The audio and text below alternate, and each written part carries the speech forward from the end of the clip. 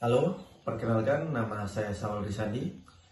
Saya akan membahas topik tentang hukum ada, tapi HAM tetap dilanggar. Yang pertama, Indonesia memiliki hukum yang jelas soal perlindungan HAM, tapi kenyataannya pelanggaran HAM masih sering terjadi. Banyak kasus kekerasan aparat, pelanggaran HAM berat, dan diskriminasi terhadap kelompok rentan terjadi tanpa penegakan hukum yang efektif. Ini menimbulkan pertanyaan besar, apakah Indonesia benar-benar negara hukum yang adil? Baik, yang kedua, di permasalahan utama, kasus-kasus pelanggaran HAM berat seperti peristiwa tahun 1965, Talang Sari, dan kekerasan Papua menunjukkan kegagalan penegakan hukum.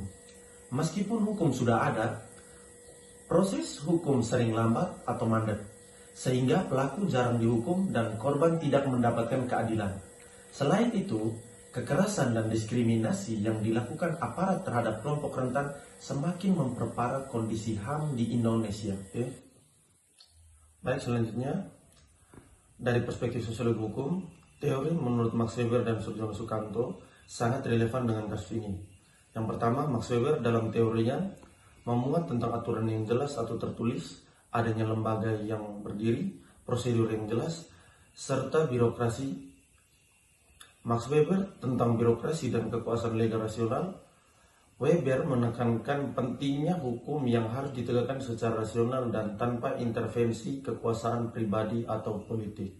Yang kedua, menurut Surjono Sukanto, hukum sebagai cermin masyarakat. Teori ini mengatakan bahwa hukum mencerminkan nilai-nilai kepercayaan dan struktur sosial masyarakat. Hukum tidak dapat dipisahkan dari konteks sosial yang melingkupinya. Dengan memahami hukum sebagai cermin masyarakat, Sukanto menekankan pentingnya memperhatikan faktor-faktor sosial dan budaya dalam memahami dan menganalisis hukum. Perubahan dalam masyarakat juga akan tercermin dalam perubahan hukum, sehingga analisis sosiologi hukum harus memperhatikan dinamika sosial yang ada. Baik, selanjutnya, realita di Indonesia menunjukkan bahwa hukum ada, tapi penegakan hukum lemah dan proses terlambat sehingga hukum tidak efektif. Di Indonesia, aparat penegak hukum sering terpengaruh oleh kekuasaan dari luar hukum yang menyebabkan pelanggaran HAM tetap terjadi meskipun ada hukum yang sudah ada. Hal ini mencerminkan ketidakefektifan birokrasi hukum yang seharusnya menjamin perlindungan HAM secara objektif dan adil. Aparat yang terlibat pelanggaran sering tidak diproses dengan serius karena faktor politik, budaya korupsi, dan ketidakseimbangan kekuasaan. Baik, yang terakhir, solusi atau kesimpulan. Solusi yang dibutuhkan adalah mereformasi penegakan hukum agar aparat bekerja independen dan profesional, peningkatan edukasi dan kesadaran masyarakat tentang HAM,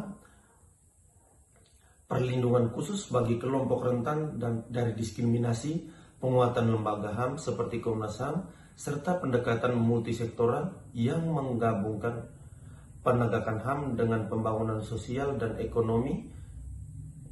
Semua ini memerlukan komponen politik kuat dan partisipasi aktif masyarakat agar HAM terlindungi secara adil dan efektif.